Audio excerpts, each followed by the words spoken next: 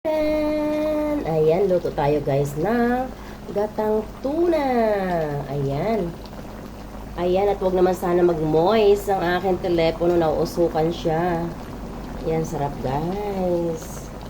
Look at that.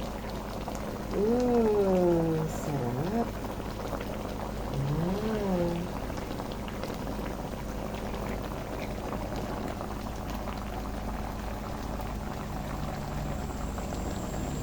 Sarap. Ayan.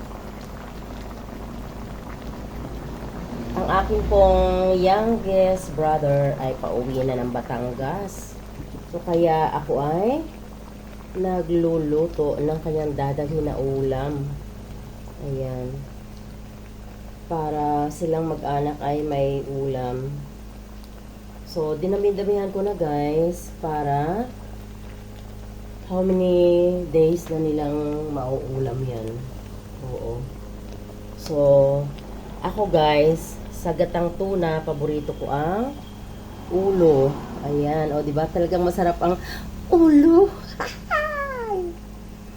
Ayan. Tingnan nyo. At, ang aking anak naman ay paborito niya ang gitna. Ayan. Gatang tuna sa gitnang side. Ayan. And then, ang aking pamangkin naman ay, ang paborito niya ay bandang buntot. Ayan. So, pag hainan na, ay buntot ang kanyang tinatarget. Ayan guys. Sarap. Wow. Look at that. Yung sabaw pa lang, talaga namang, delicious. Ayan. So, i-cool down lang natin yan at ita-tupperware na natin. Sarap ng ating gatang tuna. Look at that. Wow.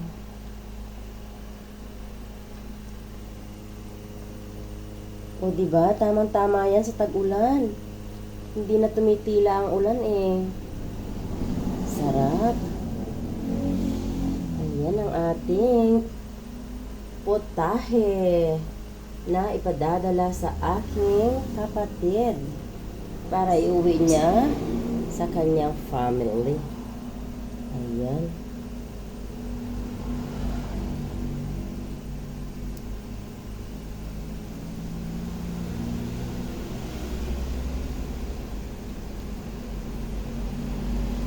Mayroon pang kasama yan guys. Halika tingnan natin. Puntahan natin. So ito naman yung isa pang kasama. Pork mushroom. Ayan.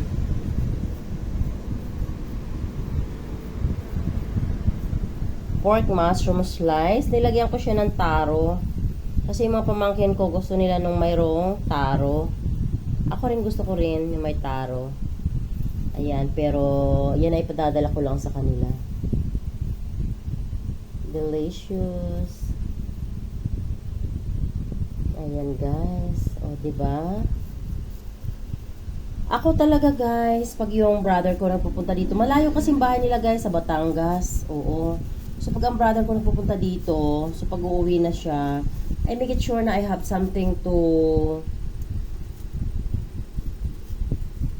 send to him para sa kanyang family.